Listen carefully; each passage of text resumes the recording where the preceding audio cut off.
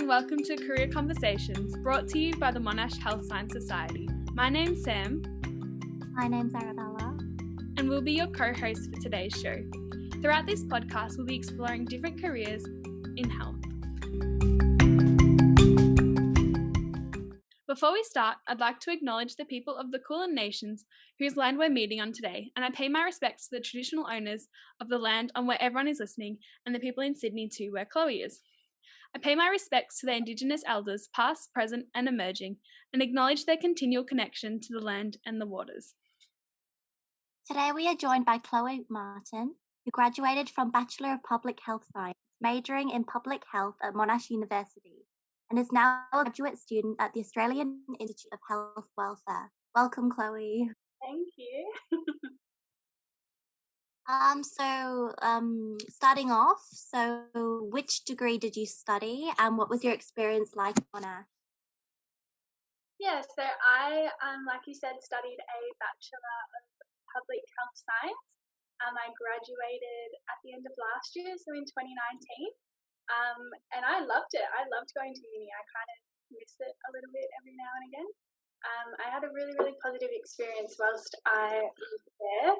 I guess I sort of found my feet. I was a bit unsure of what I wanted to do career-wise, and I was definitely able to make lots of friends and discover my passion and what I want to do for the rest of my life. So, yeah. Great. And did you do any extracurriculars during your time at Monash? Yeah, so I probably didn't get as involved in uni life as I had wished. If I could do it over again, I would definitely go back and try and do a bit more like you guys are. But I did get a few opportunities. I did a placement subject while I was there. I'm not sure what it's called now. I think it's a little bit different. But yeah, I got to go and work with a local council for, I think it was like almost a whole semester. So I got to work with Hobsons Bay City Council and do a placement with them, which was with the Western Bulldogs Community Foundation, which was really, really awesome. It was basically connecting women who were in at-risk populations with their community centres and the Western Bulldogs, and we got to do lots of different activities around physical activity and different health topics every week as well. So a big part of it was like social interaction and basically just teaching them how to live happier and healthier lives. As well as at the uni, I got to participate in the Career Trackers Indigenous Internship program. So that's basically a program for Indigenous students across a range of different universities, and you get put into a placement organisation. So I did mine at Medibank Private, the insurance company, which I think you probably wouldn't really associate with public health whatsoever. But they actually do some really, really amazing work around community health, not just for people with private health insurance either. They run a heap of different programs like 1-800-RESPECT, Beyond Blue. They do like different treatments in the home, as well as a heap of different foundations as well, like the Stephanie Alexander Kitchen program, I think it's called. So yeah, they do a lot of work within the community, which is quite awesome. So I got to work with them for around 4 months. I met a lot of great people and learned a heap of different skills. So yeah, I'm really grateful to have had those experiences while I was at uni. That's awesome. Yeah, it sounds like you definitely got, I guess, some real world experience while you were doing your degree. What, I guess, was the main thing that you got out of those two experiences? I think I got a lot of confidence. Not only, I think I knew what I wanted to do when I finished uni, and I was quite sure that public health was what I wanted to do, but it's very different learning it to it is actually going out into the real world and applying it. And being able to, I guess, actually work in the field and realise that this is what I want to do and this is what I really enjoy and this is where I want my career to end up, that was huge. And I think that definitely gave me the confidence to go out and seek other opportunities when I finished uni, as well as just all of those little soft skills like communicating and engaging with stakeholders and stuff like that. All the things we talk about, but you don't really get the chance to do whilst you're at uni. So Yeah, that's great. And I guess how did uni itself prepare you for the workforce as well? Yeah, so I definitely had the knowledge and the background information that I needed in the real world. But I think most important is the skills sort of surrounding like communicating and problem solving and adaptability that you learn in uni, even when you're doing assignments and stuff like that. You don't think you're learning much from doing them, but you definitely are. So I think those sorts of things definitely help me out in the workplace, and just being able to really talk to people and engage with different people as well. Awesome. So could you tell us a little bit more about what you're doing right now and how it's changed because of the current COVID situation? Yeah, so I am currently working at the Australian Institute of Health and Welfare, or it's probably more commonly known as AIHW. And so basically, in a very, very brief nutshell, AIHW, they're the national agency for data and statistics relating to the health of Australians and the welfare of Australians also. So we as an agency produce statistics and information that relate to a whole degree of health areas. So that can be things like taking mortality data, hospitals data, disease prevalence and incidence data, as well as like different population groups, so like socioeconomic status and Indigenous status and all those sorts of things. So we take that data and create statistics, and then we create different products. So these products are things like web pages, reports, what else? Scoping papers, research papers, and then those products inform the policy that we make in Australia relating to different health, as well as things like community housing and all of that. So my role as a graduate, I work in the health group in the cardiovascular, diabetes and kidney disease unit. So I work in chronic conditions. And as a graduate, you sort of get to dip your fingers into lots of different projects and lots of different areas. So I think my role is super diverse. But just briefly, I take the data and I basically write the story of the data. So we have lots of data analysts who build the statistics, and then I take those statistics and I make those products that I mentioned before. So it's basically just making more digestible material for the public. So that includes things like reports, as well as data visualizations. And I guess following COVID, I'd only been at the Institute for, I think, a month before we got sent to work from home. So it definitely changed a lot. And now being in Sydney, we are allowed back in the office.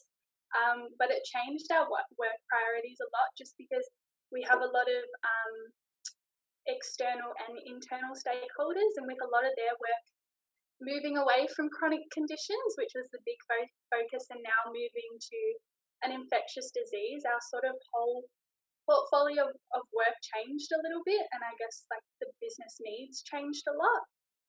As well as us as a business, we're very flexible, but we didn't have a lot of working from home arrangements. There's a few people who did it here and there if needed, but a lot of the time we were going into the office. So to be now working from home, I think that's something that they weren't necessarily prepared for at the start.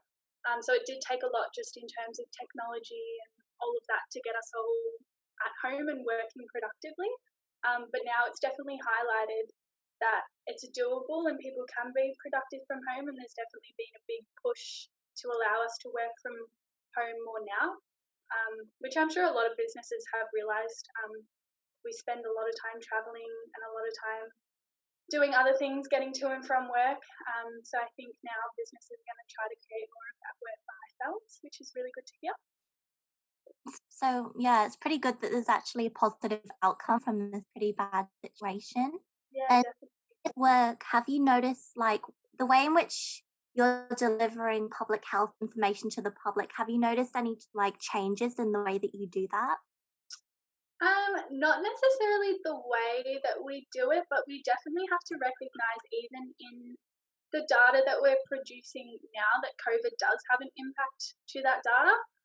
And obviously COVID is a very hot topic. So anything that we produce now definitely just about has a mention of COVID, because it does, it affects health in so many ways, and it will for many, many years to come, in ways that I don't even think we realise yet either.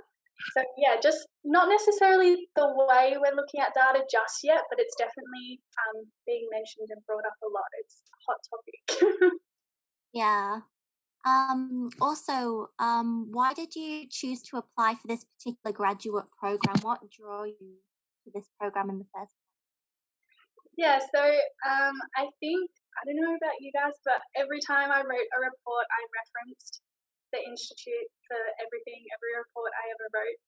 They have really, really strong statistics, and so I definitely wanted to apply for them very early on. They're not necessarily where I saw my strengths, which is why I applied for them. I'm definitely passionate about data and health policy. But I would say that during uni, I did a lot of work in like community engagement and health promotion, and I think I was probably very strong in those areas. So the Institute's appeal definitely came from a lack of knowledge and wanting to build my skills in those areas, as well as being able to work at a higher level, such as policy, and being able to influence from more of a top-down level. So yeah, I kept an eye on them for quite some time, and then when they finally opened their grad program, I applied. So, like, the main reason you joined is because you felt like you can make a personal, impact, on the way that health is delivered to the public, and that's what Yeah, enabled you to the program. Like, you saw how proactive and like the way they delivered information, like that inspired you, I guess. yeah. So I would say throughout my degree, I probably never really considered going into a data role. Um, but yeah, I definitely realised after doing some research and stuff that they play a massive role in how policy and everything is implemented within Australia, as well as a lot of other agencies as well. We do a lot of work with agencies like Diabetes Australia and the Heart Foundation just within my unit. So I guess having the ability to inform policy and different agencies, and what they're doing within the community and what they're achieving in different health areas was something that really drew me to them. Hmm. And on a different note, what was the process in getting into the grad program? So was it like what was the grad center and application or interview process? Could you give us a little bit of an idea about how you went about that?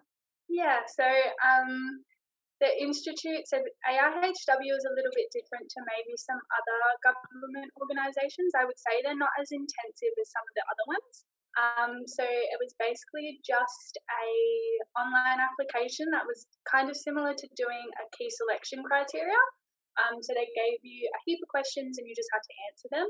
And then you submitted that, and there was some online testing as well. So from memory, it was like you got a few graphs and you had to answer some questions relating to the graphs. And I think there might have been like some academic sort of like writing and maths questions as well. And then after that, it was just an interview. So it wasn't too full on of a process. There was no assessment centre or anything like that, which is quite nice because I've done assessment centres and they're super stressful. They're a really long day. So yeah, I'm pretty grateful that it wasn't too long-winded of an application process. The only thing I will say is that you have to wait a while to find out. So I probably applied in, I want to say, April of last year, and I didn't get my offer until October. So it is a very, very, very long process that you're waiting for. Yeah, but it wasn't too stressful. Oh, sorry. Is that like to be expected to wait that long, or Yeah, to some degree. I think government jobs definitely take a little bit longer, but some other organisations are quite quick. I know Medibank, as I mentioned previously, they're quite quick in their process. It's like you apply in, say, July and you know by September. So I would say you are at least waiting a couple months, but I guess the upside of that is that you usually know whether or not you've got a job before you even finish your degree, which is quite nice. yeah? Yeah, that's definitely comforting for a lot of us because I know that when we graduate, we're kind of scrambling for jobs Yeah, and yeah. they're unemployed. Yeah. So, what was your experience like moving states to complete the grad program? 'Cause obviously, you found out like before you graduated, so I'm sure you were like planning to move. Yeah, I probably wasn't as organised as I should have been. I decided just before I finished my degree and just before I found out I got the job that I wanted to go and travel for a month after finishing as like my little reward.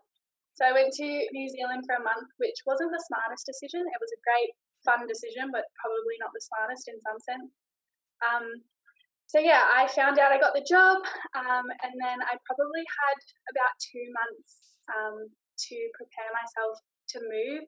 I lived at home. I'd never lived out of home before either, so that was quite scary. But I will say that, especially in government jobs, they are super supportive for grad roles. Like we got a grant to help us move up. So I think it was about say $1,200 to help cover the costs of moving, which is super helpful because there's so many little things that you don't think of that are associated with moving, little costs and stuff like that. So that was really, really great. As well as the institute was in like constant communication with me back and forth, making sure that I'd found somewhere to live if I was struggling to find somewhere to live, if I needed to talk to anyone. They were really, really great and really super supportive and made it so much easier. But yeah, I've loved moving and being able to live up here. Yeah, I don't regret it at all. It's been really, really great. So do you, because your job is a government job, do you, are other government jobs in this kind of sector kind of similar in that respect of like supporting their new graduate students Yeah, in getting in? especially because a lot of grad roles are based in Canberra. So, and there's not necessarily a lot of incentives to move to Canberra. I think when a lot of people think of Canberra, they think of it to be quite boring and very family oriented and stuff like that. So yeah, with it being a federal job, they definitely try to provide a lot of incentives as well as a lot of support.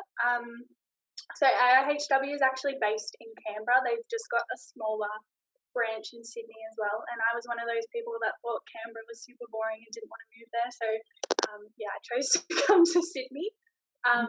But yeah, they do, I think, across any agency, whether it be AIHW or Services Australia or any sort of health area, they're going to provide you as much support as they need to get you there because they want you at the end of the day. So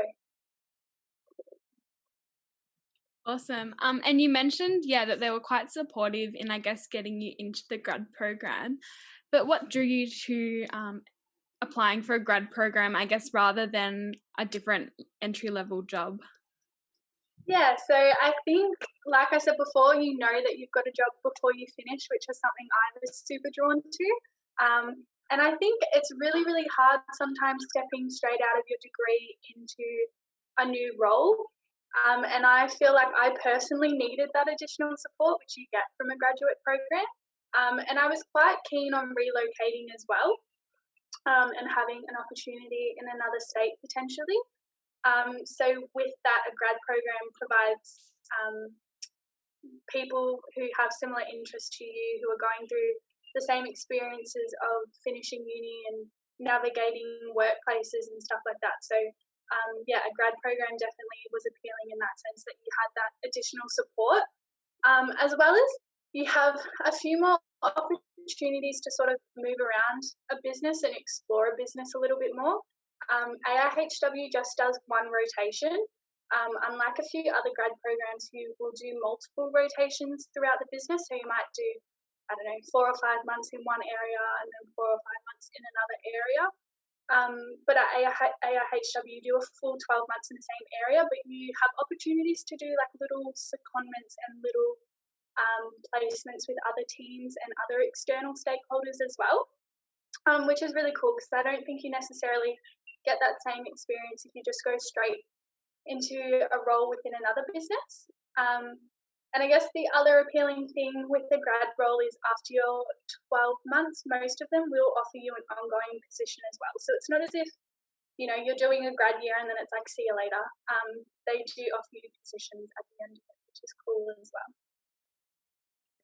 Awesome. And just then you mentioned secondment. Could you explain what that is for anyone who doesn't know that already? Yeah, so a secondment is basically where you go, you work for your business, but you go and you work for another, say, agency or organisation for a period of time. So it's basically like just shifting you. So you might do a secondment with the Department of Health, say, so you still work for AIHW, but you go and do a little portfolio of work for another business, and then once that's done, you fall back into your normal role, so it's not filled or anything like that. So yeah, AIHW offers a lot of secondments to the Department of Health and stuff like that as well, but with COVID and stuff, that's sort of been put on the back burner a little bit, which is a bit disappointing, but hopefully we'll be able to pick those up next year. Great. Thank you so much for clarifying that. What's your advice for people who are, I guess, in uni now and looking to go into a grad role similar to yours in the future? I would say you've just got to be prepared and get in early. I think that's something I was really surprised about. I didn't know that you could get grad roles in health. I didn't even know what grad roles were until my final year of uni. And just speaking to a few people, I found out about grad roles through Medibank, and they were like, "Oh, you should apply for our grad role." And I was like, "I don't know what a grad role is." So yeah, I would say do your research and find some opportunities. You have to get in early. Like I said, applications can start from like April onwards. Some are even earlier.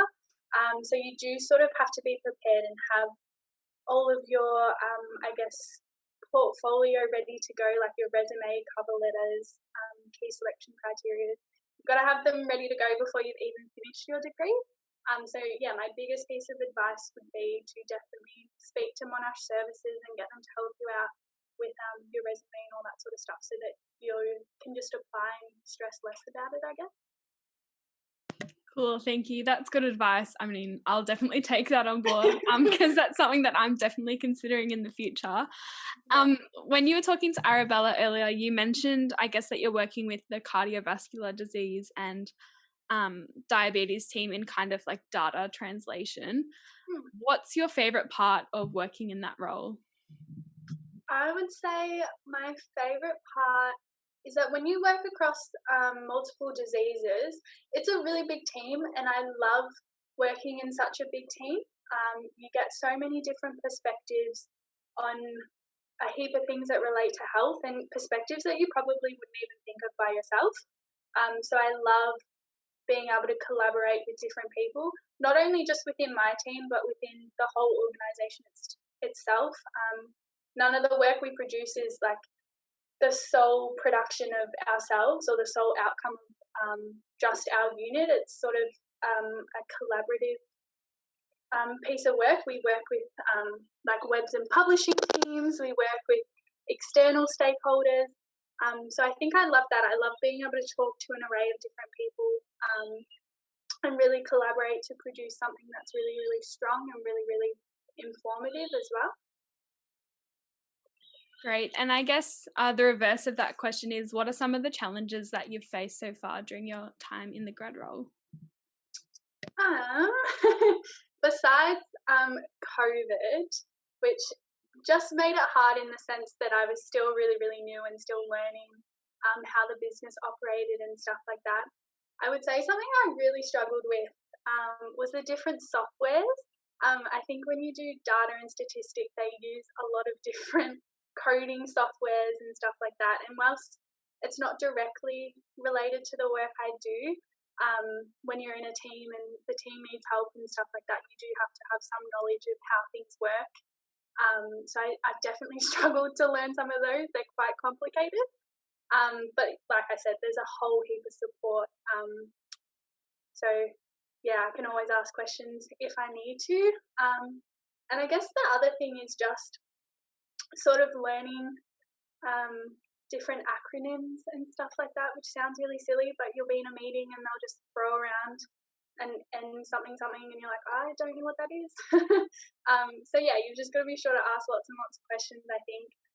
And just when you work in government, there's so many different policies, and I guess things have to go through different processes, and just learning all of those can be really full on. But yeah, I just think if you ask as many questions as you can, then that's a massive help. Awesome. And I guess, what does a typical day or week look like for you in your role currently? Yeah, so I'm trying to think. I think like no week is the same, let alone each day. But I guess at the moment we have a lot of reports releasing, which is quite exciting because we work on these reports for months and months and months, if not a year at a time sometimes. So to be having quite a few releasing now is really, really exciting. They've sort of been pushed back a little bit after COVID, but we're finally able to start getting some stuff out there. So at the moment, it's a lot of, I guess, people just coming together, and it's like that final push. So we're doing a lot of like final editing, we're data checking, making sure that everything we're saying is correct, as well as making sure that all of our visualizations are accessible to everyone. So like in terms of having special text on them so that people who are blind are able to hear what the graph reads. So like basically what we see, we've got to be able to communicate so that they can hear it, which is quite difficult. But it's really, really cool. So at the moment I'm doing lots of that. It's called alternative text. What else? Yeah, like I said, lots of proofreading and stuff like that, which sounds super boring, but yeah, it's only for a couple of weeks until we're able to sort of start on all of our new projects, which will be really exciting. And then I mentioned before that we can do internal rotations as well. So I'm actually starting my internal rotation now. So one day a week I'll be working with the Webs and Publishing team and the Strategic Communications team, which is really, really cool. So basically I'll go into their team remotely for one day a week, and I'll do like little minor projects with them to teach me skills that I can then take back to my team and improve within my work. Like I said before, a lot of the work we do is not solely ours. We work with a whole heap of people within the business. So I guess being able to work with a team who's involved throughout every single step of a project and get their insights and stuff will hopefully help me to be able to produce some really, really good reports. Great. Thank you so much for sharing about the diversity of your role. So what is changing in the sector, and what are the impacts of COVID, and like how that's affecting your career or potential postgraduate careers in the near future? I think it's really hard. We're sort of waiting to see how it's going to impact it. We've got ideas, which is really good because I think we want to be on top of it. It's going to have massive implications for data and the quality of data, just because I think, as an example, say if we see certain trends of hospitalizations or something decreasing, then it's going to be hard to say whether or not it was the result of a normal trend or if it was the result of people being too scared to go to the hospital because of COVID. So stuff like that, it's going to have massive implications for the quality of our data, or just being able to make inferences about the trends in data. But I guess from like a productivity view, it's had implications for our business just because a lot of our work portfolio has had to move and focus on COVID. So we haven't probably been producing as much content as we would have liked, or it's just been pushed back to a later date. So hopefully we'll sort of be able to get on top of that and keep producing the stuff we want to, as well as the COVID portfolio as well. Yeah, definitely. And what does the future look like for your career? I'm not sure. I love working at the Institute. So hopefully it'll be there for a little while. It would be nice to maybe explore some other areas as well. I love chronic conditions, but perhaps moving over to Indigenous health or population health and things like that would be really interesting. And I think that's great because there's so many opportunities to jump around within the organisation as well. But yeah, I definitely would love to keep telling different stories using data. But yeah, who knows? I don't know where I'll be in 10 years or Yeah, like I'm aware at the moment a lot of people are losing their jobs and becoming unemployed. So how do you think that's affecting the public health sector and the employability for grad students? I think I know that a few organisations have dropped their programs or their graduate programs because of COVID, which is quite sad. But I still think that there are going to be I think public health is a great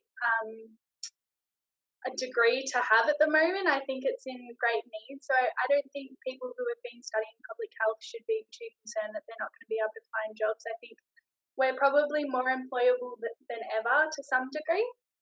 Because yeah, COVID's going to have implications for things like mental health, physical health, and yeah. So I think there's going to be a lot of jobs out there because of COVID as well. So yeah, I wouldn't be stressing too much if you're just coming out of a public health degree. I think you'll definitely still be able to find opportunities. You've just got to be open to them. So, like, because you did say that some places have dropped their internships. Do you know of any internships that are available for undergrad or postgrad students at AIHW?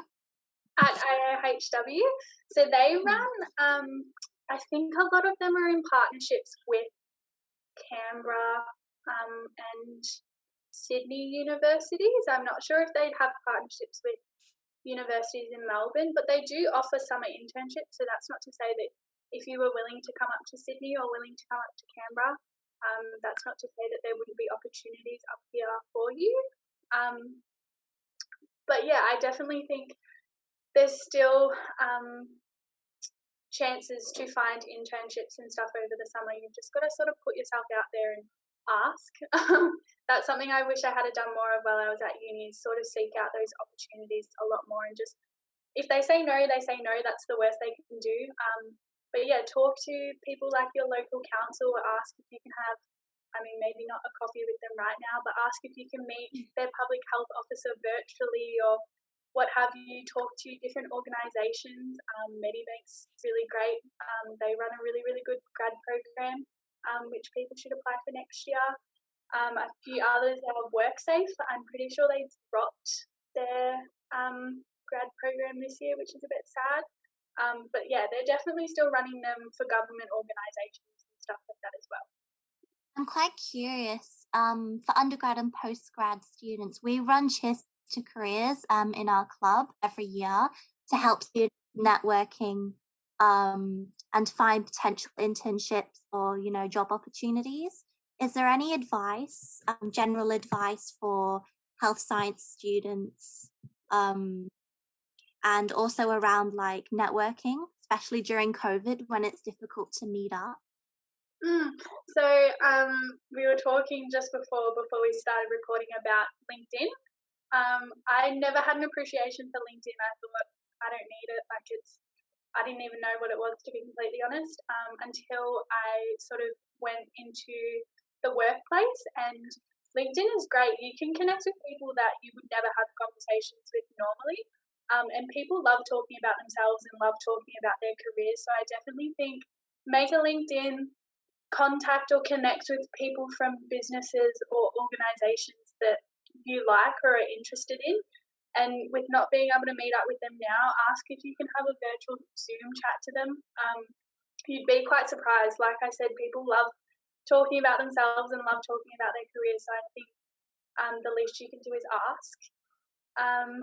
What else? Yeah, I think COVID definitely has its challenges in terms of being able to meet with people and network that way. So it sort of has to be virtually, but I would say just embrace it. It's not the same as sitting down and having a coffee, but you can still find out some super valuable stuff.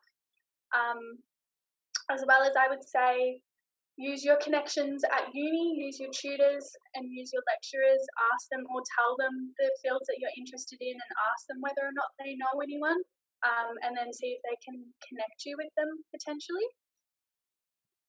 Yeah, definitely. I also think, doing these podcasts is a good way for health science students to meet some of you guys just over podcast and potentially reach out and help build those connections.